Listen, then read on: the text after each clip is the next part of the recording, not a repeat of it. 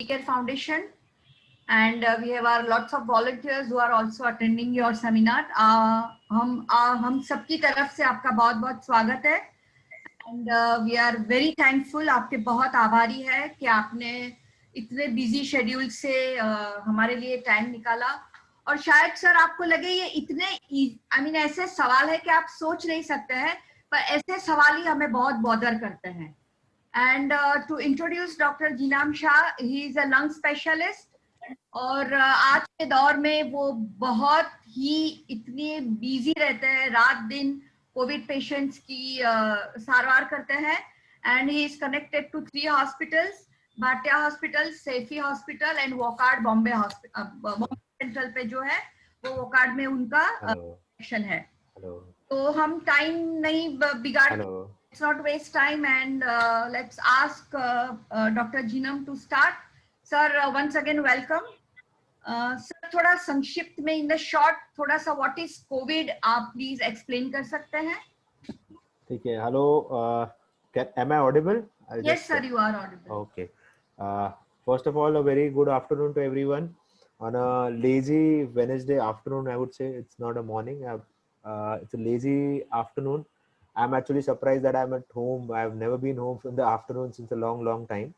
But for this lecture, Sangeeta madam has, actually arranged for it. It's a good initiative. COVID, as we all know, there are thousands of people who have been calling me up every single day regarding small questions. I think it is silly, but obviously it is not silly. Everyone needs to know what COVID is and what precautions and what all things we need to do. So today I'll be, talking about some basics of COVID. Yes. Sir, थोड़ा सा Hindi English mix करेंगे तो would be better. Okay. English बात करता हूँ, ठीक है? हाँ जी. इंग्लिश में बात करते हैं. So कोविड के बारे में फर्स्ट बात करते हैं. कोविड है क्या? कोविड बेसिकली एक वायरस है. वायरस एक जात का जंतु होता है. So what happens is virus जैसे बैक्टीरिया फैल सकता है, जैसे कि वायरस भी फैल सकता है. तो इट्स एन इन्फेक्शन ऑर्गेनिज्म. एक बंदे से दूसरे बंदे को जा सकता है वो. तो कैसे फैलता है? एरोसोल से. ज्यादा तक तो एरोसोल से फैलता है. कोई आदमी किसी कांटेक्ट के बाजू में आदमी हो, उसके कांटेक्ट में आ जाए, 2 मीटर से ज्यादा नजदीक हो, तो फिर हो सकता है कि वो फैल सकता है. बिकॉज वायरस है ना, थोड़ा हैवी रहता है, सीधा नीचे उतर जाता है. किसी ने खांसी किया तो तुरंत नीचे उतर जाएगा. अगर 2 मीटर से ज्यादा दूरी रहेगा तो ज्यादा तक पहुंचेगा नहीं. But if the distance is less than 2 meters, then there are chances that if a person is coughing or breathing, even breathing, it's not just about coughing, even breathing, the virus can directly come into your contact. और ये चीज important है जानना कि virus सिर्फ नाक, आंख और मुंह से फैल सकता है. अगर बॉडी पे आपको वायरस लगा तो उससे फैलेगा नहीं, लेकिन हाँ, वो बॉडी पार्ट अगर आप उसको टच करोगे और फिर उसको आप हाथ को मुंह पे लगाओगे, आंख पे लगाओगे, तो वो फैल सकता है. तो इसके लिए जरूरी है ना कि सिर्फ माउथ कवर करके काम नहीं होता है. लोगों को लगता है हमने एक बार मास्क पहन लिया, हमने कवर कर लिया तो हमको कुछ नहीं होने वाला है, लेकिन वो सब जगह आगे हाथ में भी आने वाला है. तो आप हाथ को टच करोगे, फिर खाओगे, फिर एक दूसरे को एक शेक हैंड करोगे, मिलोगे, तो वो भी फैल सकता है. इसके लिए जो गाइडलाइंस है, जो बोलते हैं कि सैनिटाइज भी करना जरूरी है. हाथ को जितनी बार हो सके बाहर जाके आए सैनिटाइज कीजिए. खाना खाने के पहले सैनिटाइज कीजिए. कुछ भी करके कुछ चीज जो बाहर से आई है उसको टच करके पहले, उसको टच करने के बाद भी सैनिटाइज कीजिए. So there are 2 important step. One is wearing a mask and sanitization, and third important step is social distancing. इसके लिए वो टर्मिनोलॉजी जो एसएमएस करके यूज हुई है, social distancing, mask hygiene and sanitization, it's a short term SMS. So ये चीज जरूरी है. तो बहुत ज्यादा हिस्ट्री में जाना नहीं चाहूंगा मैं. वायरस की हिस्ट्री, चाइना से आई, कहाँ से आई किसी को पता नहीं है, लैब से आई है. लोग बहुत सारे थियोरीज फ्लोट हो रहे हैं. I also don't know, no one knows. But या ये हकीकत है कि वायरस है और वायरस फैल रहा है काफी ज्यादा कंट्रीज में. India one of the top countries जहाँ वायरस फैल रहा है. So as a responsible citizen we also need to understand that हमको भी अच्छे से सतर्क रहना है. We are the chain of transmission. So until and unless we don't stop the transmission, वो ट्रांसमिशन फैलने से बंद होने वाला नहीं है. तो कौन से स्टेप्स लेने होंगे वो हम धीरे धीरे बात करते हैं, जैसे कि ये अपना ये चालू रहेगा. Thank you sir, that was very nice. Sir थोड़ा सिम्टम्स बता दीजिए. लाइक बहुत सारे लोग बहुत सारी बातें करते हैं, इसको ये हुआ, उसको वो हुआ, इसको ये नहीं हुआ. तो क्या क्या सिम्टम्स हमें देखना चाहिए डॉक्टर के पास जाने से पहले? ओके. तो सिम्टम्स के बारे में ना बहुत वियर्ड है ये। जो बीमारी है बहुत फनी मैं बोलूंगा। एक्चुअली बीमारी के बारे में कभी मैंने ये वर्ड यूज नहीं किया था, क्योंकि हमको जनरली पता रहता है चलो मलेरिया है तो फीवर हो रहा है, चिल जा रहा है, सर दर्द हो रहा है, तो ये मलेरिया के सिम्टम्स है।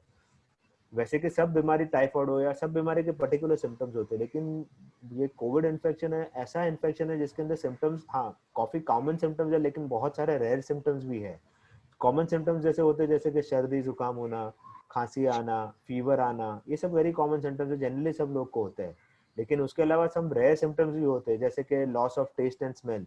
नाक से सडनली, मुझे भी हो चुका है, मतलब आई हैव पर्सनल एक्सपीरियंस, तो सडनली नाक का स्मेल चला जाता है, तो आपको समझ में नहीं आ रहा आप क्या स्मेल कर रहे हो, खाना क्या खा रहे हो, उसका टेस्ट चला जाता है पूरी तरह। This is very weird symptom. उसके अलावा गैस्ट्रोएंटेराइटिस मतलब जुलाब और पेट में दर्द करना भी हो सकता है। कार्डियक प्रेजेंटेशन मतलब हार्ट का सीधा प्रॉब्लम शुरू हो सकता है, जैसे कि हार्ट का रिदम ऊपर नीचे हो गया। ये भी काफी लोग हम लोग को सीधा हार्ट के प्रॉब्लम के साथ आए हैं। और और बहुत सारी चीजें जैसे कि सोडियम डेफिशिएंसी होना, सर पे एंसेफेलोपैथी होना, ब्रेन का प्रॉब्लम होना, बट ये रेयर है। 95 to 99% लोगों को यही सर्दी जुकाम बुखार और यही होने वाला है, लेकिन बहुत रेयर होती है जैसे कि बाकी सिम्टम्स एनरोल करना। तो ये चीज जानना जरूरी है कि अगर आपको बाकी सब सिम्टम्स है तो अभी भी कोविड के चांसेस लेस है। इसका मतलब नहीं कुछ भी हुआ तो आपको कोविड हो रहा है और आप पैनिक मोड में चले जाओ। फिर भी 2-3% लोगों है, बाकी 99% को अगर बाकी प्रॉब्लम हो रही है तो दूसरी बीमारी के बारे में पहले सोचना चाहिए। So that is very important I think. Sir, I mean, we are glad that you are fine and you have experienced this. हम बहुत खुश है कि आप अच्छे तरह से अच्छे हो गए। सर ये बताइए इमरजेंसी सिम्टम्स कौन से हैं, जैसे हमें तुरंत डॉक्टर को जाके मिलना चाहिए या तो कांटेक्ट करना चाहिए? जी बेसिकली मेरे मैक्सिमम पेशेंट को मैं बोलता हूँ कि आप घर पे रहो। मैक्सिमम पेशेंट मेरे अभी तक घर पे ही है। उन्हीं सिम्टम्स में उनको बताता हूँ कि अगर आपके पास 2 सिम्टम्स है तो आपको आना है हॉस्पिटल में। पहली चीज आपको करनी है कि फीवर, फीवर अगर 7 दिन से ऊपर जाता रहता है, 100, 101, 102, उसका मतलब वायरस बॉडी में अभी भी एक्टिव है। तो दैट मीन्स दैट वायरस में एक्टिव है, तो चांसेस है कि और फैलेगा और स्प्रेड होगा। तो उससे अलावा आपको बेटर है कि आप हॉस्पिटल में आ जाइए। सेकेंड सिम्टम्स है, सेकेंड सिम्टम जो है वो सिम्टम है कि आपको ऑक्सीजन लेवल ड्रॉप होना। वो सिम्टम नहीं है, वो तो एक्चुअली वो सिम्टम तो आपको आएगा ब्रेथलेसनेस होना। अगर कोई भी आदमी बोलता है मुझे बहुत वीकनेस हो रही है, मुझे सांस फूल रही है, that is an emergency symptom. उसके मतलब है आपका ऑक्सीजन लेवल डाउन हो रहा है, आपको एडमिट होने की जरूरत है। तो और उसके लिए चेक कैसे करोगे? आप चेक करोगे पल्स ऑक्सीमीटर से। पल्स ऑक्सीमीटर जो होता है वो आपको पता होगा कि आपने मार्केट में देखे रहेंगे, जो हाथ में ऑक्सीजन मशीन है, ऑक्सीजन चेक करने की मशीन होती है। तो ऑक्सीजन चेक करने से ये समझ में आता है कि आपके बॉडी में कितना प्रमाण है ऑक्सीजन का। अगर ऑक्सीजन लेवल 94 के नीचे है मतलब डेफिनेटली ऑक्सीजन ड्रॉप हो रहा है, उसका मतलब लंग में काफी ज्यादा फैला हुआ है कोविड और आपको एडमिट होने का जरूरी है। हालांकि अपने को ट्रीटमेंट के बारे में पता नहीं है, लेकिन एटलीस्ट हॉस्पिटल में कुछ तो हो सकता है इसके लिए। तो इमरजेंसी सिम्टम होगी कि आपको ऑक्सीजन लेवल ड्रॉप होना या फिर फीवर आपको कंटिन्यूसली 102, 103 के ऊपर रह रहा है, तो ये this are two not good sign. बाकी अलावा जो सिम्टम्स है वो इमरजेंसी सिम्टम्स नहीं है। सर अभी ऑक्सीमीटर की बात निकली है तो मैं पूछना चाहूंगी सर, इज इट के कौन से हाथ में ऑक्सीमीटर और कौन सी उंगली और कितनी बार तक हमें टेस्ट करना चाहिए? एक चीज है, हम लोग को ओसीडी नहीं बनाना है, ऑब्सेसिव कंपल्सिव डिसऑर्डर नहीं बनाना है, क्योंकि काफी लोगों को मैं बोलता हूँ कि ऑक्सीजन चेक करते रहो तो हर 15-15 मिनट में चेक करते रहते हैं, रात को सोते नहीं है, खाली चेक करते बैठते हैं। तो ये चीज नहीं करनी है। ऑक्सीजन लेवल जो ड्रॉप होता है कोविड में वो इतना जल्दी नहीं होता है, उसको ड्रॉप होने को भी बहुत टाइम लगता है, 24 घंटा 48 घंटे में ड्रॉप होता है।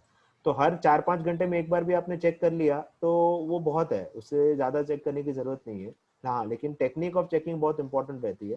पहली बात तो आपको जो लगाते हो फिंगर्स में, कोई भी फिंगर में ऑक्सीजन रीडिंग अच्छा ही आता है। ऐसा कोई जरूरी नहीं है कि आपको पहली फिंगर में लगाना है या मिडिल फिंगर में लगाना है, ऐसा कुछ है।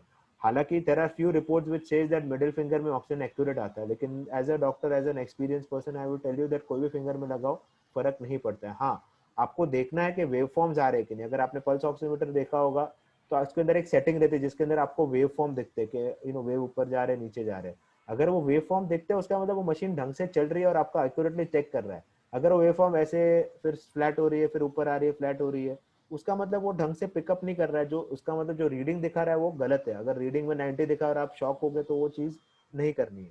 आपको सबसे पहले सेटिंग में वेवफॉर्म रखना बहुत जरूरी है। वेवफॉर्म आनी ही चाहिए, सब मशीन में वेवफॉर्म वाली सेटिंग रहती है, तो ये चीज इंपॉर्टेंट है। उसके अलावा या या नहीं सर बोलिए। नहीं तो वेव फॉर्म्स जरूरी है। और सेकंड चीज है कि जैसे ही आपने ऑक्सीजन मशीन लगाया तुरंत चेक रीडिंग नहीं लेना है, उसको कम से कम 10 सेकंड तक वेट करना है, क्योंकि वो रीडिंग को स्टेबलाइज होने को टाइम लगता है। तो 10 सेकंड के बाद जो रीडिंग आया वो आपको सही रीडिंग है। ठीक है, तो दो टाइप के रीडिंग लेने हैं आपको। एक है आपको रेस्ट पे लेना है, जब आप बैठे हुए आराम कर रहे हो उसके ऊपर कितना है, और दूसरा रीडिंग आपको लेना है थोड़ा चलिए, आप थोड़ा चल के थोड़ा एक्सर्ट कीजिए, 5-7 मिनट 6 मिनट हम लोग बोलते हैं उसको चलने के लिए। जिससे क्या होता है ना कि बॉडी में अगर ऑक्सीजन डेफिसिट है तो वो मैनिफेस्ट हो जाती है। मैनिफेस्ट हो गई उसका मतलब कि हम लोग को समझ में आ गया ऑक्सीजन ड्रॉप हो रहा है। तो अगर चलने के बाद ऑक्सीजन सिग्निफिकेंटली ड्रॉप होता है, आपका 96 है और आपका 92 हो गया, मोर देन 4% ड्रॉप बोलते हैं, तो उसका मतलब वो सिग्निफिकेंट ड्रॉप है, आपका लंग का इन्वॉल्वमेंट ज्यादा हो गया है, तो उसके लिए आपको डॉक्टर को कंसल्ट करना जरूरी है। वैसी चीज है। ओके सर, फर्स्ट सिम्टम्स आया, मान लो शायद बुखार होना शुरू हो गया, तो कौन से दिन पे हमें टेस्ट करवाने को जाना जरूरी है? Which day will give the correct result of the Covid? Correct result तो ऐसा कुछ जरूरी नहीं है कि पहले दिन पे आए या 7वें दिन पे आए, बट मैक्सिमम सेंसिटिविटी जो बोलते हैं वो 3 से 4 दिन के बाद ही आती है। ठीक है, तो आपको बुखार आया, आपने पहले दिन पे करा दिया, तो उसके अंदर चांसेस है कि आपको रिपोर्ट में नेगेटिव आए। लेकिन क्या आजकल का पैनिक का जमाना है, पैनिक हो रहा है। सेकेंड चीज, हॉस्पिटल बेड्स का मिलना भी बहुत थोड़ा मुश्किल हो रहा है, तो हम अगर लेट टेस्ट कराए तो और लेट रिजल्ट आया तब तक हमको हॉस्पिटल बेड मिलने में टाइम लग जाए, तो that are some logistic issue that we are suffering from. तो इसके लिए हम 4th डे तक वेट तो नहीं करते, जनरली 3rd डे तक मैं अपने पेशेंट को बोलता हूँ कि टेस्ट करवा लो आप। फर्स्ट डे फीवर आया कुछ नहीं करो, सिर्फ क्रोसिन खाइए, बाकी आपकी जो मल्टीविटामिन है खाइए। सेकंड डे फीवर आया तो मैं उसको बोलता हूँ ब्लड टेस्ट करा लो, तो देख लेते कि कोई मलेरिया या कोई वगैरह बाकी कारण तो नहीं ना बुखार आने के लिए। 2 दिन बुखार नहीं होता तो तीसरे दिन पे मैं पेशेंट को बोलता हूँ आप अपना टेस्ट करा लो। तो by 4th day we are really sure कि क्या हो रहा है। लेकिन एक चीज इंपॉर्टेंट है, COVID test report is not everything. COVID test report की सेंसिटिविटी है 50 to 70%, मतलब आप 10 में से 6 लोग को ही पॉजिटिव आएगा, बाकी 4 लोग को पॉजिटिव होने के बावजूद भी रिपोर्ट में नेगेटिव दिखाएगा। तो इसका मतलब ये नहीं कि रिपोर्ट नेगेटिव आया तो नेगेटिव है आपका रिपोर्ट, बाकी बहुत सारी चीजें होती है जैसे कि सीटी स्कैन, सिम्टोमेटोलॉजी, डॉक्टर की क्लिनिकल असेसमेंट, ये बहुत सारी चीजें हैं जिससे कारण हमको समझ में आता है कोविड है कि नहीं। तो अगर डाउट ज्यादा है कि नहीं अभी भी कोविड लग रहा है तो दूसरा टेस्ट करके देखना चाहिए, ये मेरी राय है। Okay so sir, antigen test is good और स्वैब टेस्ट इज गुड? दोनों अलग अलग टेस्ट है।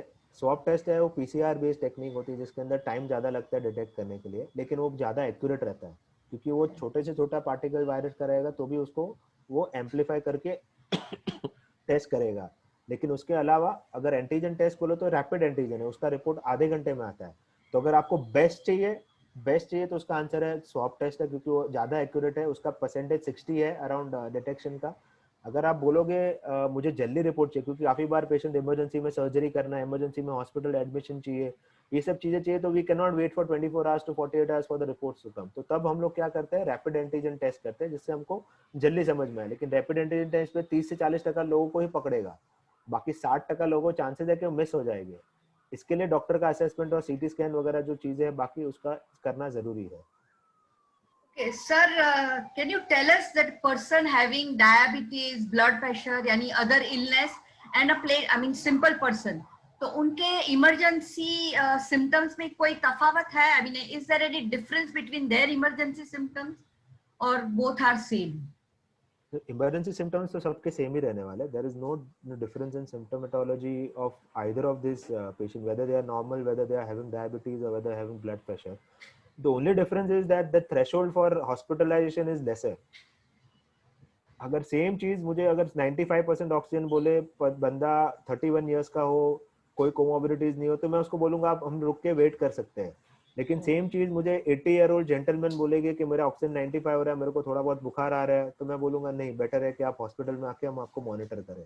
So the threshold is different because it is not just about the person, it is also about the hospital beds. मुझे वो triage भी करना है, मेरे को रोज मेरे पेशेंट वेटिंग होते हैं 50 पेशेंट, हमको बेड मिलते हैं 10, तो उस हिसाब से मुझे भी देखना है किसको ज्यादा जरूरत है बेड, जो ज्यादा बेनिफिट करेगा फिलहाल, उसके हिसाब से हम थोड़ा ट्रायज करते हैं। तो यंग पेशेंट जनरली टॉलरेट ज्यादा करते हैं, तो उनको टॉलरेट पावर ज्यादा रहती है, इसलिए हम ज्यादा कोशिश करते हैं उनको घर पे रख के मैनेज किया जाए, बट सिम्टोमेटोलॉजी में ज्यादा फर्क नहीं है।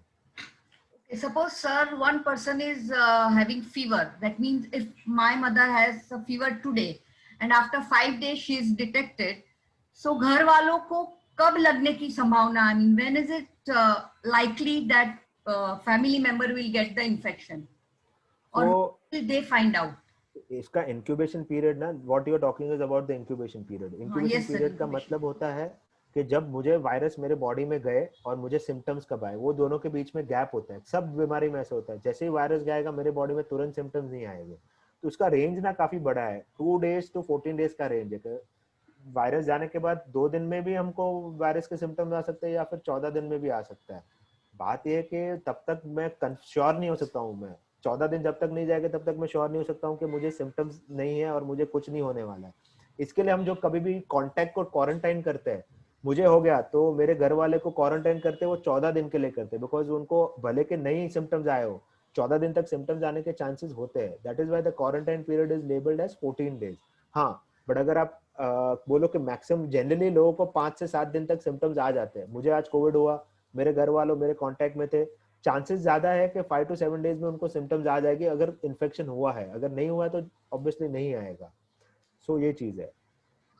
तो सर, पेशेंट के फर्स्ट सिम्टम से काउंट करना चाहिए या उसके पॉजिटिव रिपोर्ट आने से काउंट करना चाहिए 14 days?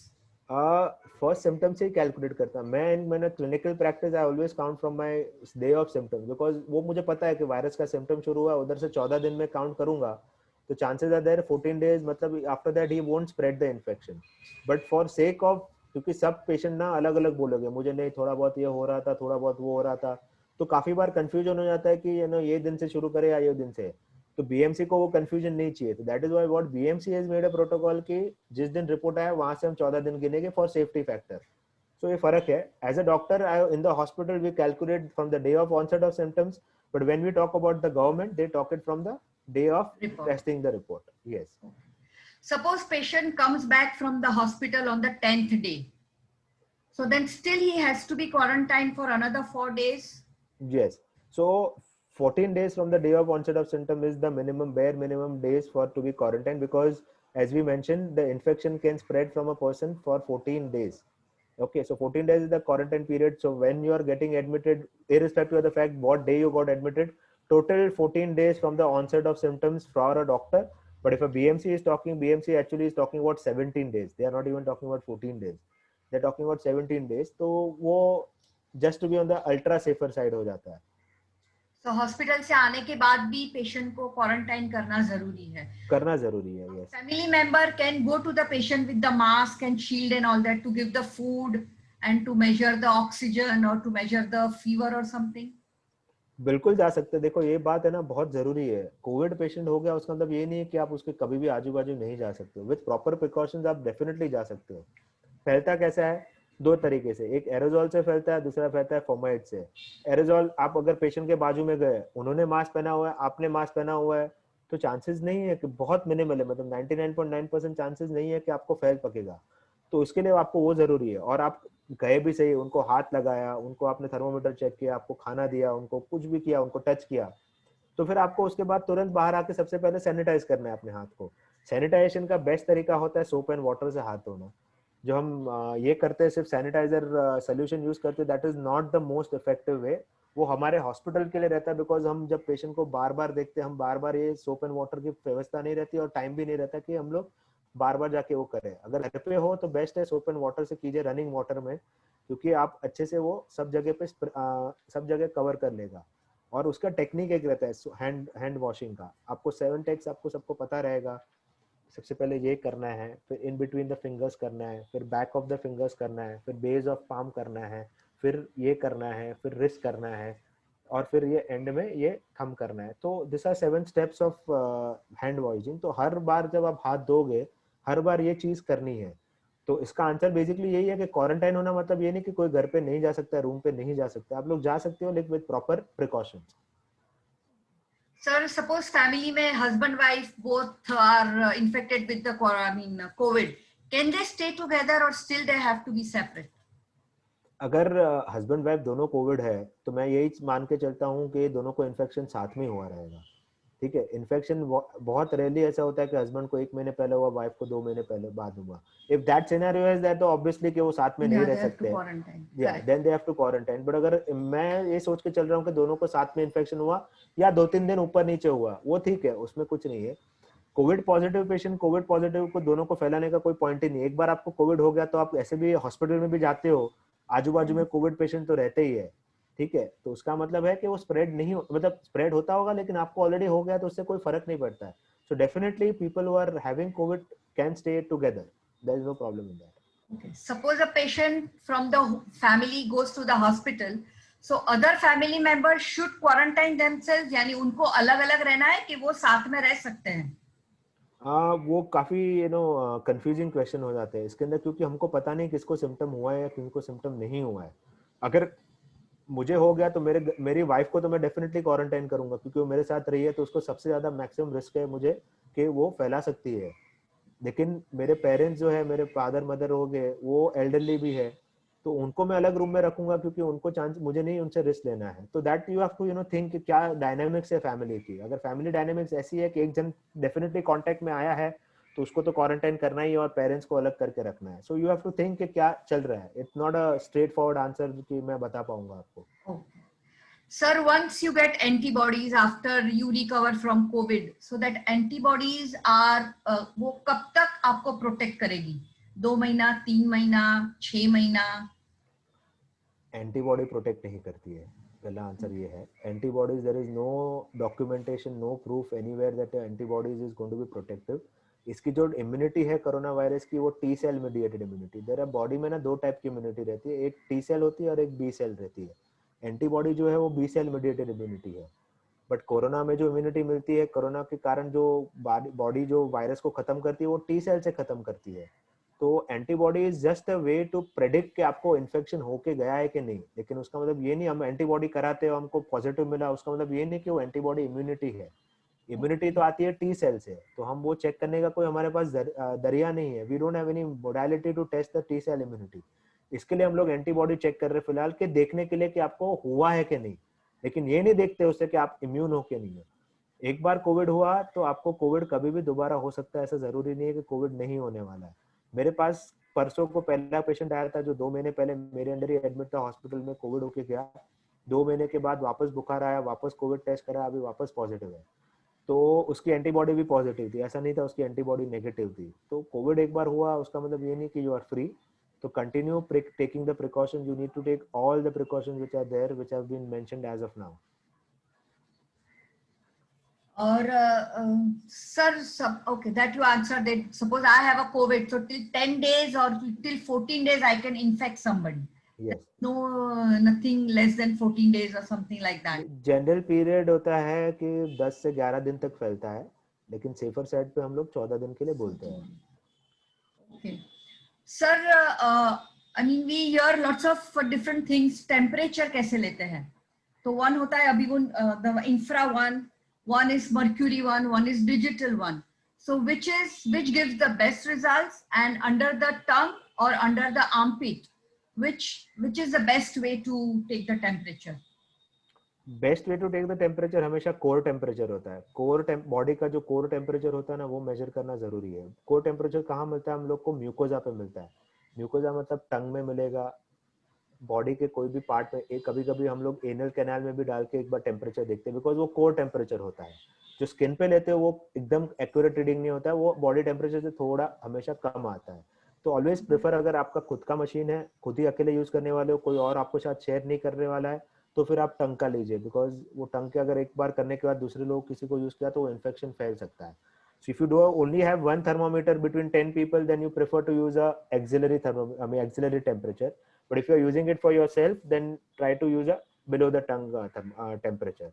Now coming to what kind of thermometer you use, infrared किसके लिए? रैपिड स्क्रीनिंग के लिए रहता है, लेकिन वो एकदम एक्यूरेट नहीं रहता, बिकॉज कितना डिस्टेंस से कर रहे हो, अब पर्सन मूव हो रहा है कि नहीं हो रहा है, उससे बहुत सारे फैक्टर्स आते हैं। लेकिन अगर आपको एक साथ 100 लोगों को स्क्रीन करना है, जैसे कि आप हॉस्पिटल के एंट्री पे हो या फिर ऑफिस के एंट्री पे हो, सबको आप रख के 5 मिनट चेक नहीं करने के लिए वेट नहीं कर सकते। उसके लिए रैपिड वाला रहता है, जो आपने चेक कर लिया, समझ में आ गया। लेकिन वो सबसे ज्यादा एक्यूरेट रहता है ऐसा जरूरी नहीं है। सबसे ज्यादा एक्यूरेट होता है मर्क्यूरी वाला। Ideally mercury is the under the नहीं, मर्क्यूरी मतलब थर्मोमीटर जो आप बता रहे हो, मर्क्यूरी वाला is the most accurate, because that is the gold standard. क्योंकि ट्रेडिशनली हम लोग टेम्परेचर चेक करते हैं वो मर्क्यूरी से ही चेक करते हैं वो। डिजिटल है वो भी एक्यूरेट रहता है, मैं ना नहीं बोलता हूँ, लेकिन गोल्ड स्टैंडर्ड हमेशा मर्क्यूरी रहता है। तो आप डिजिटल भी यूज कर सकते हो, मर्क्यूरी वाला भी यूज कर सकते हो, और इंफ्रारेड भी यूज कर सकते हो, प्रॉब्लम कुछ नहीं है, लेकिन बेस्ट होता है हमेशा मर्क्यूरी। और अगर आपको रैपिडली करना है, बहुत ज्यादा लोगों को करना है, तो आप इंफ्रारेड थर्मामीटर यूज कीजिए। Thank you, sir. And sir, about this immunity, kada piyo, you have to do gargling, you have to take steam twice in a day or thrice in a day. So, sir, what is simple steps for the immunity, and this kada and all this is helpful, or I mean, you have to answer that. तो ये सबसे favourite question है, क्या करना है। हाँ. Public की एक मेंटालिटी मैंने देखी हुई है, जो डॉक्टर बोलेगे वो कभी नहीं करते, जो डॉक्टर नहीं बोलते वो सब चीजें करते हैं। This is like the common mentality with everyone. मेरे पेशेंट एडमिट होते हैं, मुझे बोलते हैं हमको यहाँ स्टीम नहीं दे रहे, हमको यहाँ, हम ठीक कैसे हो गए। मैं बोला अगर स्टीम लेके ठीक होना है तो आप घर पे ठीक हो जाते थे, यहाँ क्यों आ रहे हो।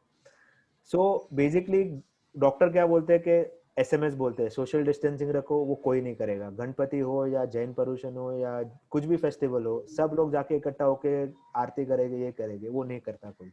लोगों को बोलते हैं मास्क पहनो, लोग आधी पब्लिक मास्क पहने बिना घूमती है। लोगों को बोलता है फिजिकल डिस्टेंसिंग रखो, गैदरिंग मत हो, कोई नहीं करता। सैनिटाइज कोई नहीं करता है। तो जो करने वाली चीज है वो कोई करता नहीं है, लेकिन लोगों को बड़ा इंटरेस्ट आता है काढ़ा पीने में, ये स्टीम इनहेलेशन करने में, जो absolutely there is no logic behind it. First of all, ये कैसा है कि घर पे आपको कुछ काम धंधा नहीं है, क्वारंटाइन में हो तो करना है तो कर लो, उससे कोई फर्क नहीं पड़ता। लेकिन एटलीस्ट मन का थोड़ा बहुत बह शांति जाता है। मिलती है. टाइम नहीं, शांति नहीं मिलती, टाइम पास होता है। अच्छा. क्योंकि टाइम पास करने का क्वारंटाइन में कुछ होता नहीं है, तो लोग करते रहते हैं, बट एब्सोल्युटली नॉट रिकमेंडेड। हाँ, स्टीम कब लेके, जब नोज ब्लॉक है, नोज में बहुत ज्यादा आपको लग रहा है कि अंदर सिक्रीशन जमा हो गए, तो उसको थोड़ा लूजन अप करना है तो स्टीम ले लो, यस। बट उसके अलावा काढ़ा पीना, ये आयुर्वेदिक दवाई खाना, कुछ और कुछ करना, कोई फर्क नहीं पड़ता है। काढ़ा पीने से अगर कोविड मरता था तो अभी तक कोविड इतना दुनिया में फैलता ही नहीं था। ठीक है, so this are all not recommended. Don't try to do all this things. In fact I have had people who have come with mouth ulcers, nose burns, because पूरा दिन स्टीम ले लेके पूरा गर्म नाक जल गया, उनका मुंह जल गया है। तो ये सब चीजें अवॉइड कीजिए बिल्कुल, प्लीज।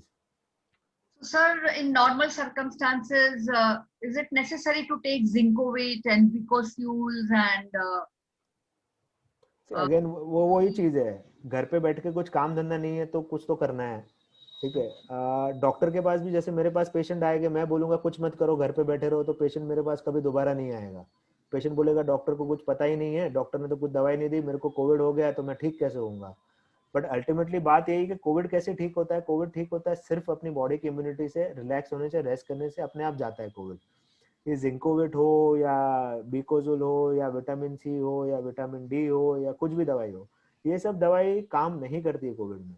ठीक है, लेकिन कैसा है कि हार्म भी नहीं करती है। We work on the principle कि चलो ये दवाई हार्म नहीं करने वाली, विटामिन ही है। इसके लिए मैं सब पेशेंट को देता हूँ कि बॉडी में, ऐसे भी इंडियन पॉपुलेशन में ना सब विटामिन की डेफिशिएंसी होती है, तो जहाँ तक ये अगर विटामिन देने से बॉडी को बेनिफिट होने वाला है तो मैं देता हूँ। आई अग्री, मैं खुद मानता हूँ, मैं सब पेशेंट को मेरे जिंकोविट देता हूँ, मैं सब पेशेंट को बीकोजुल देता हूँ, मल्टीविटामिन देता हूँ। उसका रीजन यही है कि पहली बात तो पेशेंट को मेंटली अच्छा लगता है कि चलो कुछ तो दवाई दी, बॉडी में जाएगी तो मैं ठीक होऊंगा। और दूसरा चीज है कि विटामिन बॉडी में ऐसे भी कमजोर रहती है, बॉडी में डेफिशिएंसी रहती है, तो बॉडी में हेल्प करती है। पर उसका इफेक्ट कोरोना को ठीक करने में कोई नहीं है। उसका मतलब ये नहीं कि मैंने दे दिया तो कोरोना ठीक हो गया, ऐसा नहीं होता। sir, one very it's a very silly question, but what about their utensils? Patient जिसमें खाते हैं, कोविड वाले पेशेंट, और उनके कपड़े हमें अलग से धोने चाहिए और हमें साथ में धो सकते हैं? या बिल्कुल साथ में धो सकते हो, लेकिन एक चीज है कि आप जैसे कपड़े हो गए, आप उनको बर्तन में अंदर डाल के साबुन डाल के पानी डाल दो। 15-20 मिनट आपने ऐसा कर लिया तो अपने आप वो पानी में जंतु तो मर ही जाते हैं, अपने को पता है, इसलिए हम लोग सोप एंड वाटर यूज करते हैं। 15 मिनट पानी में भिगो दो, उसके बाद आप सेम वॉशिंग मशीन में डाल के उसको साफ कर सकते हो, उसकी जरूरी नहीं है। क्योंकि लोगों को लगता है कि उनको सब कुछ अलग होना चाहिए, तो ऐसा जरूरी नहीं है। आपने वो कर लिया। मेरे खुद के कपड़े जब मैं था, तब हम सिर्फ एक बर्तन में डाल के, मतलब वो जो टम्बलर रहता है उसमें डाल के भिगो दिया, साबुन का पानी डाल दिया, 15 मिनट के बाद सबके साथ वो वॉशिंग मशीन में डाल दिया। लेकिन हाँ, यूटेंसिल की बात रही तो यूटेंसिल डेफिनेटली धोने पड़ते हैं, बिकॉज उससे इन्फेक्शन फैल सकता है। तो आप वैसे ही सेम चीज कर सकते हो, एक बड़ा टम्बलर ले लो, उसके अंदर पानी डाल दो, पानी में थोड़ा साबुन डाल दो, यूटेंसिल डाल दो उसके अंदर, 15 मिनट हो गए, उसके बाद सेम सबके साथ जो धोना है वो धो सकते हो, कोई प्रॉब्लम नहीं है उसके अंदर। Okay, I think I have covered lots of questions. If anyone has, किसी को कोई सवाल पूछना है, प्लीज आप हाथ ऊपर कीजिए, फिर हमारी अंकिता आपको अनम्यूट करेगी और आप सवाल पूछ सकते हैं. आपको पूछना है, बोलिए वंदना जी. Uh, Thank you, Doctor, for coming and sharing your thoughts with us. A couple of things that I wanted to ask. One was related to plasma, because a lot of things is going around about plasma.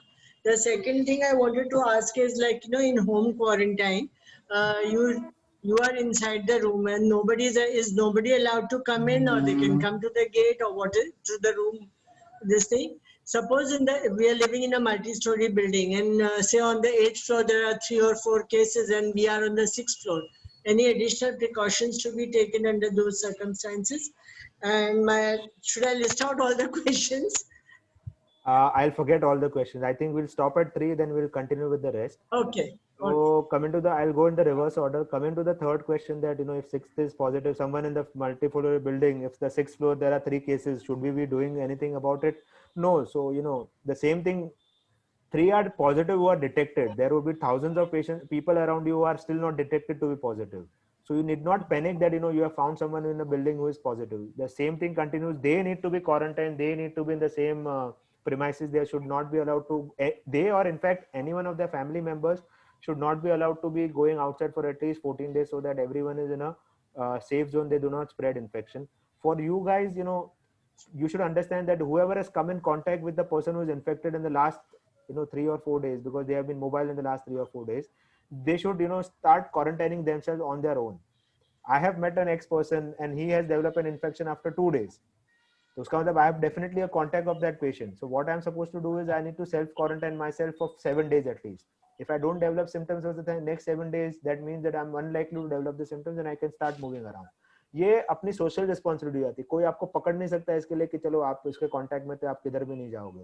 ये social responsibility है. लेकिन उसके अलावा there is nothing else to be done. जो 6th floor पे हुआ और 8th floor पे उसका कोई कनेक्शन नहीं है. हाँ, अगर लिफ्ट कॉमन यूज हुई, एलिवेटर कॉमन यूज हुआ है, तो एक बार उसको सैनिटाइज कर लेना जरूरी है, जो मोस्ट ऑफ द बिल्डिंग वाले करते हैं, जो लिफ्ट को सैनिटाइज एक बार कर लेते हैं. बस that's it, nothing else to be done. उसके अलावा मेरा फर्स्ट क्वेश्चन मुझे पता है प्लाज्मा के बारे में. प्लाज्मा के बारे में इट्स टू थियोरेटिकल. ये अभी मेडिकल फोरम नहीं है, तो मैं ज्यादा डिस्कस नहीं करना चाहूंगा कि प्लाज्मा एग्जैक्टली क्या करता है और बेनिफिशियल है कि नहीं है. हाँ, एक चीज है कि प्लाज्मा बेसिकली एंटीबॉडीज रहता है, जो हम चेक करते हैं हर बार ब्लड निकाल के, मुझे एंटीबॉडीज बनी है कि नहीं, मेरे में बनी है कि नहीं. तो प्लाज्मा एक्चुअली वही है. प्लाज्मा जो पेशेंट को रिकवर हो जाता है, उसके बाद उसके बॉडी में एंटीबॉडीज बनते हैं. हम क्या करते हैं, ब्लड निकालते हैं, वो एंटीबॉडीज ब्लड का हम जो पेशेंट सफर कर रहा है उसके अंदर डालते हैं. तो क्या हम एक्सपेक्ट करते हैं कि एंटीबॉडीज से उसको अच्छा हो जाए. अब तक जितना भी डेटा आया है वो काफी कंट्रोवर्शियल है, बट कोई ठोस सबूत नहीं है कि प्लाज्मा काम करता है. अब तक कोई ठोस सबूत नहीं है हमारे पास. लेकिन क्या है, अभी सर्कमस्टेंसेस काफी एक्सट्रीम है अभी फिलहाल, क्योंकि हमारे पास ज्यादा दवाइयां हमारे पास है नहीं कि ऑफर किए जाए. तो एज अ डेस्परेट मेजर हम लोग काफी बार प्लाज्मा यूज कर रहे हैं पेशेंट को. तो मैं नहीं बोलूंगा कि काम नहीं करता है, मैं नहीं बोलूंगा काम करता भी है, लेकिन we have nothing else to offer to the patient. That is why we have been giving plasma to those patients. और इंपॉर्टेंट थिंग है कि ज्यादा हार्म नहीं करता है. प्लाज्मा ऐसी चीज नहीं है कि मैंने दे दिया और बहुत सारा हार्म कर लेता है. इसके लिए मैं देता हूँ एज अगेंस्ट टू बाकी काफी दवाइयां जो रिलीज हुई है, जैसे कि टॉसिलिजुमैब आपने सुना रहेगा, इटोलिजुमैब, जो डेफिनेटली उसका कोई रोल नहीं है, कोई डेफिनेटली कोई एविडेंस नहीं है, तो मैं वो दवाई जानने अवॉइड करूंगा, क्योंकि उससे साइड इफेक्ट भी काफी ज्यादा है. जो है मुझे पता है जिसके इफेक्ट ज्यादा नहीं है लेकिन साइड इफेक्ट ज्यादा करने वाला है, तो मैं अवॉइड करूंगा. लेकिन प्लाज्मा कैसी चीज है कि ज्यादा इफेक्ट साइड इफेक्ट नहीं होते, इसके लिए मैं काफी तरह लोगों को देता हूँ वो चीज. आपका सेकंड क्वेश्चन मैं भूल गया. वो ये था कि अगर मैं, मतलब मान लीजिए मैं क्वारंटाइन में हूँ और मेरे को कोविड हुआ है और मैं कमरे में हूँ, तो बाकी लोग जो घर के हैं, कैन, बिकॉज यू सेड कि ऐसे कुछ नहीं है कि आप कपड़े भी साथ में धुलवा सकते हैं और बर्तन भी साथ में धुलवा सकते हैं ऑल दैट. तो उन लोगों को कमरे में बिल्कुल आना नहीं चाहिए, या आ सकते हैं, या क्या सिचुएशन है? कमरे में मैंने वो चीज डिस्कस की अभी कि कमरे में जाने में कोई दिक्कत नहीं है, विद प्रॉपर प्रिकॉशंस. दोनों ने मास्क पहनना चाहिए और हाथ सैनिटाइज करने चाहिए बाद में मिलके, और डिस्टेंस से बात करनी चाहिए. That is I have already covered that point. ये चीज जरूरी है. Yes. Okay. one more thing, that suppose in a family there are 5 people, for example, उसमें से 3 पॉजिटिव हो गए, they have been hospitalized, बाकी दोनों नेगेटिव टेस्ट हुए हैं एंड कुछ दिन हो गए हैं वो सब होकर, फिर उसके बाद क्या उनकी सिचुएशन है? Can they go to work, can they not go to work, what should be the thing? मतलब if I understood the question correctly, जो लोग नॉर्मल है उनकी बात कर रहे हो ना आप? जी जी जो नॉर्मल है वो लोग काम करने जा सकते हैं कि नहीं जा सकते? जी। तो 14 डेज का क्वारंटाइन है, वही ना कि अगर जिसको वो सिम्टम आए हो तो वहां से 14 दिन गिनने पड़ते हैं हम लोग को। 14 दिन गिन नहीं, लिए। जो जिन लोग को सिम्टम नहीं थे, जिनका मतलब टेस्ट में नेगेटिव थे, पर बाकी जो लोग पॉजिटिव थे वो हॉस्पिटलाइज्ड हैं, और जो लोग नेगेटिव हैं वो लोग काम पे जा सकते हैं कि नहीं? नेगेटिव लोग को भी आइडियली क्वारंटाइन होना चाहिए, बिकॉज वो सेम फैमिली में थे तो साथ में हम लोग रहेंगे तो चांसेस है कि आपको इन्फेक्शन हुआ रहेगा। उसके लिए आपको आपको जनरली हम लोग बोलते हैं कि 14 डेज का क्वारंटाइन होना चाहिए, लेकिन 14 डेज क्वारंटाइन सबके लिए it's very difficult. We understand the economic losses also and everything can happen, but BMC का रूल है कि 14 डेज आपको क्वारंटाइन रहना ही चाहिए। लेकिन अभी काफी रूल लैक्स हो गए, ज्यादा कोई देखता नहीं है। So minimum what I would advice is 7 days, because अगर कोई पर्सन नेगेटिव है, उसको सिम्टम्स नहीं है, तो सिम्टम्स आने में मैक्सिमम टाइम्स 5 से 7 दिन तक सिम्टम्स आ जाते हैं। अगर वो नहीं आया 7 दिन में, उसका मतलब वेरी अनलाइकली है कि उनको कोविड हुआ रहेगा, तो वो घूम सकते हैं। तो 7 डेज के बाद is a fair enough call, because काफी लोगों का काम भी वैसा रहता है कि उनको जाना पड़ता है, ऑब्वियस ऑप्शन नहीं है। जैसे कि मैं हूँ, मैं मेरा काम छोड़ नहीं सकता हूँ, मेरे को तो पेशेंट देखना ही है। So what I do is I 7 days maximum quarantine करके मैं अपना काम शुरू कर दूंगा। अच्छा, नहीं तो मान लीजिए कि किसी के घर में कोई रिकवर मतलब होके घर आ गए वापस, तो जो पेशेंट ठीक होके घर आया है वो कितने जल्दी काम पे जा सकते हैं? 14 days from the onset of symptoms. नहीं मतलब ठीक हो गए तो 14 दिन हो गए, उसके बाद वो काम पे भी जा तो उसकी सकते हैं? कंडीशन के ऊपर डिपेंड करता है, उसकी कंडीशन कैसी है। अगर he or she feels fit enough that I'm good, I can do my work, then he can go. I started working on the day 15, मतलब मेरे को ठीक लग रहा था तो मैंने काम करना शुरू कर दिया। तो मेरे पे है, मतलब इंडिविजुअल पे है वो। और एक ये सर्वेंट्स के बारे में बहुत इश्यूज हैं डॉक्टर साहब, क्योंकि जो ये लोग इतने क्लस्टर्स में रहते हैं और वहां पे पता भी नहीं चलता है कि हुआ है या नहीं हुआ है। So what should generally be the policy for having the staff and boys and everybody to come home और something like that? There is no correct answer to this. कोई भी आदमी आपको, कोई भी डॉक्टर आपको करेक्ट आंसर नहीं बता सकता है, बिकॉज इतने सारे इफ्स एंड बट्स है। कौन सर्वेंट कहाँ से आ रहा है, किसके साथ रह रहा है, उसको सिम्टम्स है नहीं है, किसके किसके घर जाएगा, किसके घर के घर काम करेगा। There is no correct answer to this. जितना ज्यादा सर्वेंट है उतना ज्यादा रिस्क है। मैं इतना ही बोल सकता हूँ, जितना कॉन्टेक्ट उनके साथ होगा उतना ज्यादा रिस्क है। वो आपके ऊपर है, आप कितना रिस्क लेना चाहते हो। कोई बोलता है मुझे कुछ होगा तो मैं देख लूंगा, लेकिन मुझे सर्वेंट के बिना काम नहीं कर सकता हूँ मैं, तो ठीक है। आइडियली मुझे बेस्ट सर्कमस्टेंसेस तो बोलो किसी को घर पे मत आने दो, पूरा काम घर का आप ही करो। तो कितने टाइम तक करोगे? आप कर सकते हो 6 महीना 1 साल तो कर लीजिए, वो सबसे बेस्ट है। But I can not answer you कि किसको अलाउ करना है किसको अलाउ नहीं करना है। मैं कैसे बता सकता हूँ उसके अंदर कहाँ से आ रहा है, मुझे पता ही नहीं है।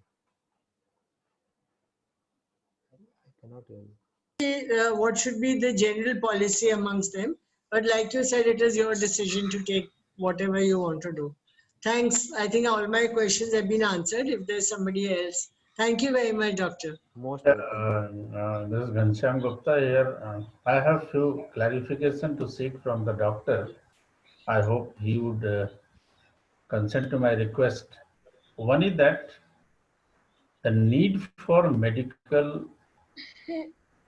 related people for taking care of the patient. I see there is shortage all across, but I say there is surplus of all across. Many medical people are not being tapped.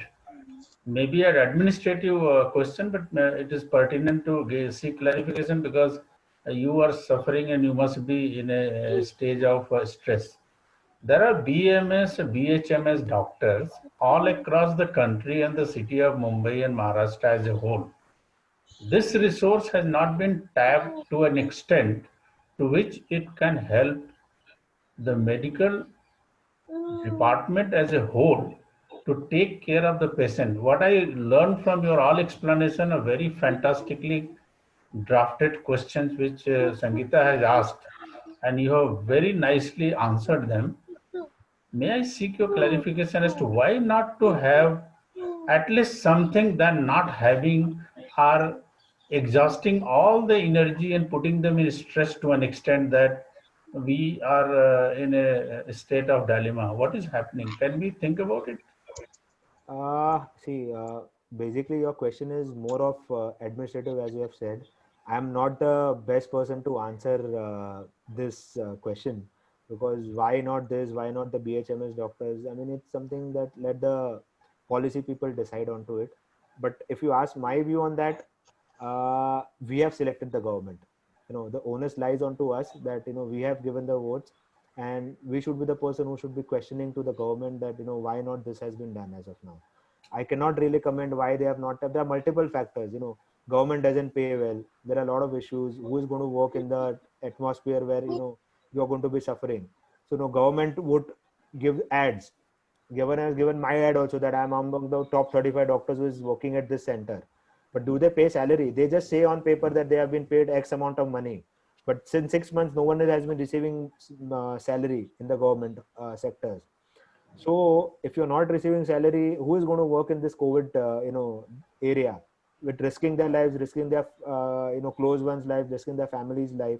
So it might have, sound very easy to a person who is in, sitting at home and dictating that, this people should be tapped, this people should be tapped, they should be, called to work. But it is not as simple as that. No one is, going to work for free in this time. Everyone is concerned about their own family members, own community. So unless there is a strong reason for to do it, and gone are the days that it is a service to humanity's types. No people, no doctor is appreciated for the work they do. Even though they are doing it selflessly, the only thing that comes to the people mind is that they are looting money. Doctor कितना कमा रहे, लूट रहे पैसा. तो वो जमाना चला गया. तो लेट्स नॉट डिस्कस कि मेंटल ह्यूमैनिटी क्या होती है. ह्यूमैनिटी के तौर पर आपको काम करना चाहिए. वो सब जमाना गया.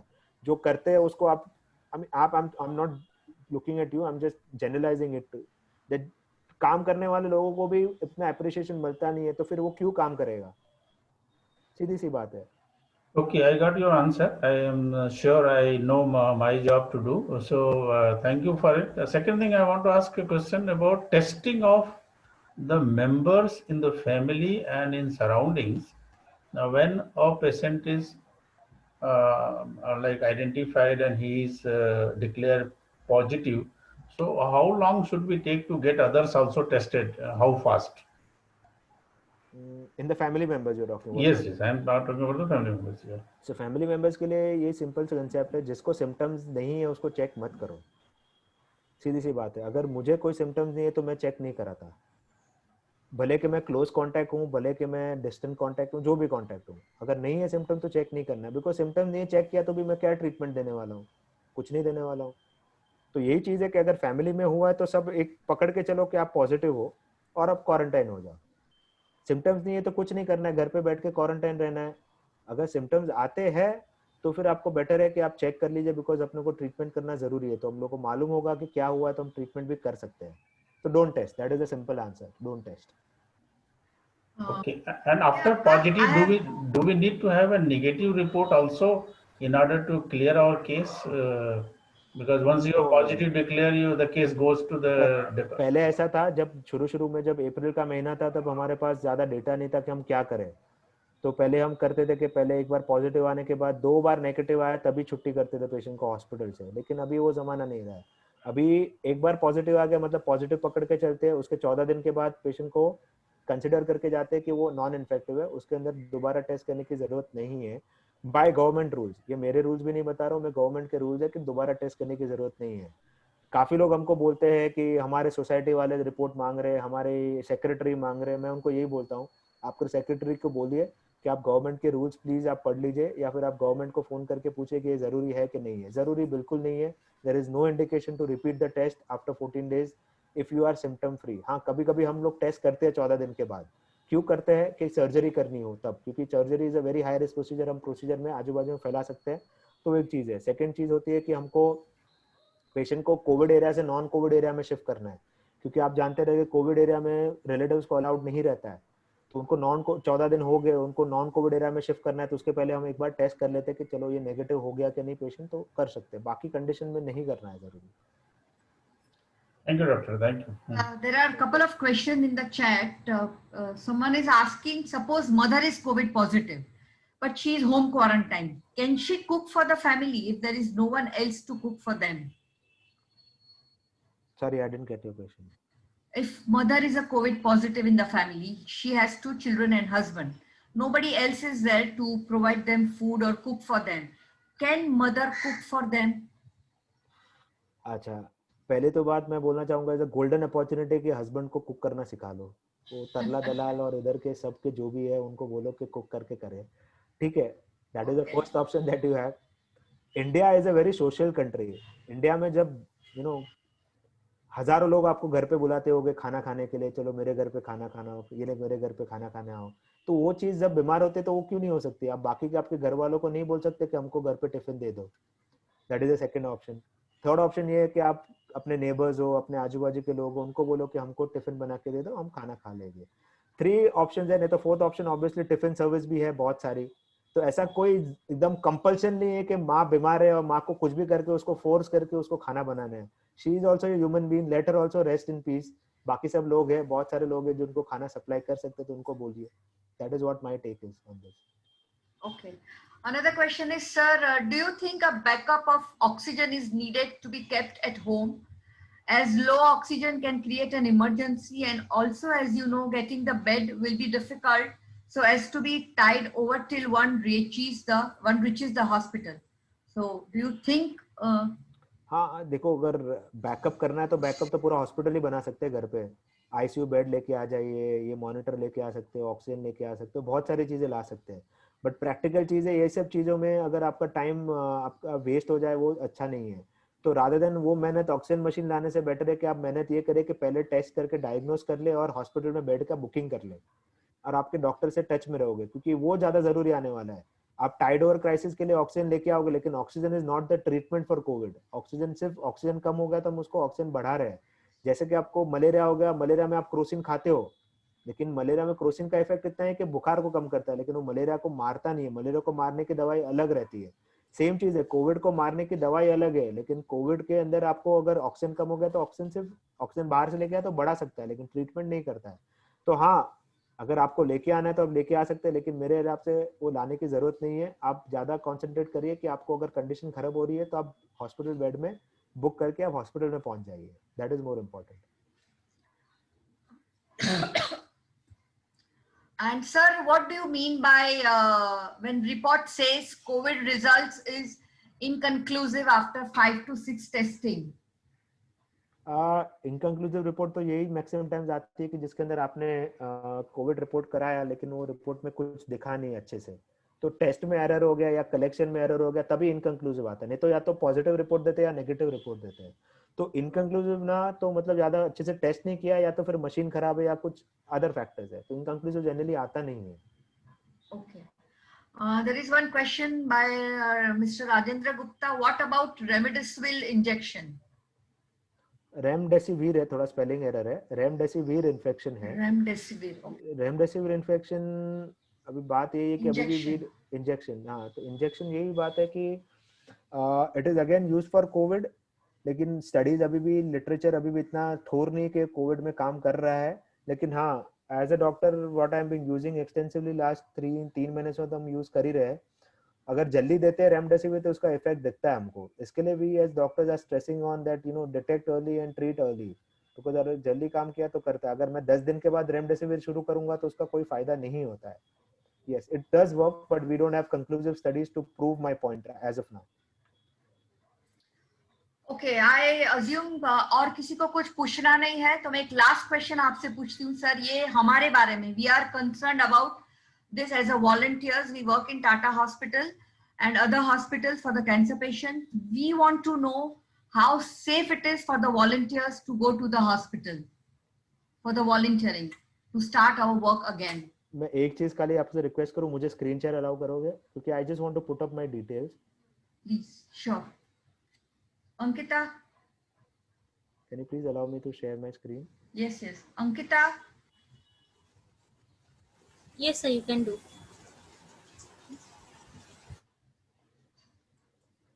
So it's just my basic details so that if anyone wants to contact me ever, I'm a consultant pulmonologist. I have specialized in respiratory medicine, and I'm attached to Saifi, Wockhardt, and Bhate hospitals in Mumbai. This is my email ID and my contact number for appointments. So just to come to the question whether it is safe, इसका कोई right या wrong answer नहीं होता है. Safe रहना है तो आप 4 दीवारों में पूरा 2 साल निकाल सकते हो. That is the safest that you can be. But as we know that life goes on, we have to take risk. तो जाना अगर जरूरी है तो definitely you should go, but the routine precaution, जो ही प्रिकॉशंस है, आपको मास्क पहनना है, आपको एसएमएस करना है, वही चीज है. हम भी डॉक्टर्स हैं, हम भी हमारा काम कर ही रहे हैं, बट ये चीज करेंगे अगर तो आपको चांसेस काफी कम है कि इन्फेक्शन होगा. आपको बहुत लोगों ने सुना रहेगा कि डॉक्टर्स को हो गया, इनको हो गया, इनको हो गया. उसका कारण ये नहीं है कि वो लोग कोविड पेशेंट के साथ काम कर रहे हैं उसके लिए हो रहा है.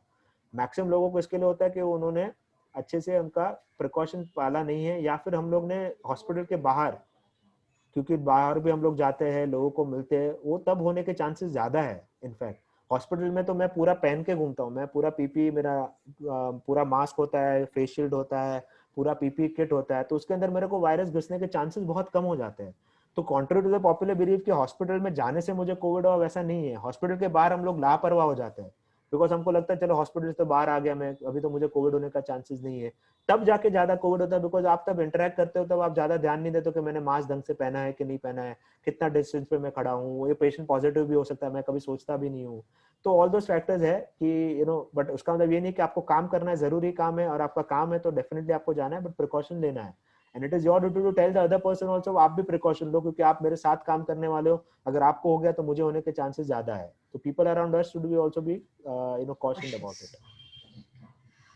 Okay, sir. Thank you very much. Sangeeta ma'am, one request for and with the doctor also, because we have one person on our platform who has been a COVID patient in the city of Varanasi, who came out beautifully with his home quarantine system, and he also donated his plasma at via Banaras Hindu University Hospital.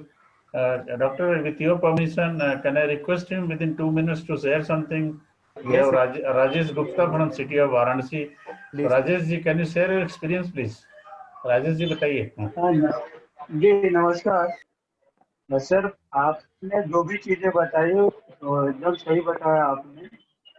और जो SMS का formula है वो हर जगह लागू होना चाहिए. Basically Banaras में इस समय सबसे ज्यादा दिक्कत आ रही है कि पॉजिटिव से निगेटिव तो लोग हो रहे हैं, तो डॉक्टर्स की टीम 14 दिन बाद गवर्नमेंट को उनको भेज दे रही है. लेकिन अभी भी सर आप ठीक से हम सुन नहीं पा रहे हैं आपको ठीक से. राजेश आपको ठीक से सुन नहीं पा रहे हैं. राजेश जी आप जरा माइक के पास आ जाइए, माइक के पास आइए. एक सेकंड. हाँ, या तो दूसरा माइक यूज कीजिए. हाँ अभी ठीक है, अभी बोलिए. मेरी आवाज आ रही है? हाँ अभी ठीक है, अभी बोलिए. अच्छा, तो मेरा यही कहना था कि यहाँ पे रिकवरी रेट अच्छी हो रही है, लेकिन अभी भी प्लाज्मा को लेकर के काफी जद्दोजहद हम लोग झेल रहे हैं. उसके लिए जो गवर्नमेंट के जो नॉर्म्स है कि 14 दिन बाद उनको बिना सेकंड जांच के वापस भेज दिया जा रहा है, तो उसमें दिक्कत ये आ रही है कि जब प्लाज्मा डोनेशन के एंटीबॉडी जांच के लिए हम बीएचयू जा रहे हैं, तो वहाँ सबसे पहले मांगा जा रहा है कि आप पहले अपना पॉजिटिव रिपोर्ट की हार्ड कॉपी दीजिए, फिर निगेटिव रिपोर्ट की हार्ड कॉपी दीजिए, उसके बाद हम आपका ब्लड सैंपल लेके एंटीबॉडी जांच करेंगे. तो मेरा तो एक छोटा सा सुझाव है, वो जो कि गवर्नमेंट लेवल की होगी, कि प्लाज्मा थेरेपी के बाद जो मेरे पास डेटा सीएमओ साहब के पास से आया है कि राजेश जी आप भी थोड़ा सामने वाले को कॉल करिए, मोटिवेट करिए प्लाज्मा डोनेशन के लिए, तो उसमें सारी चीजें हैं, लेकिन उसमें एक चीज अमेंडमेंट होना चाहिए, और ब्लड ग्रुप. अगर उसमें ब्लड ग्रुप ना होने की वजह से अगर हमको ये भी पॉजिटिव प्लाज्मा थेरेपी चढ़ाना है, तो हम 50 लोगों से बात करने के बजाय उस ब्लड ग्रुप के हिसाब से डायरेक्ट उन लोगों को टच करते तो हमारा समय बचता. ये एक मेरा अपना, हमने यहाँ जो मैं फेस कर रहा हूँ वो मैं आपको बता रहा हूँ. बाकी सारी चीजें डॉक्टर साहब ने सही बताया कि मन आपका प्रफुल्लित होना चाहिए, मन में सकारात्मक ऊर्जा होनी चाहिए, मन में उत्साह होनी चाहिए। अगर ये सारी चीजें आपके पास है और फिजिकल डिस्टेंस, मास्क और सैनिटाइजर रेगुलर यूज कर रहे हैं, तो आपको कोई भी कोविड कुछ भी आपका कुछ बिगाड़ नहीं सकता राजेश है। जी एक सेकंड, थैंक यू एक so second. Much. Thank you very much Rajesh ji. हमें बहुत खुशी है कि आप भी अच्छे हो गए हैं और नॉर्मल लाइफ आपकी जी रहे हैं। और thank you very much doctor नाम, and we are very grateful to you, and it was fantastic and very informative session. Thank you very much once again. और आप सबका भी बहुत बहुत धन्यवाद, आप सब लोग हमसे जुड़े। Thank you so much. Thank you. Thank you very much. Thank you.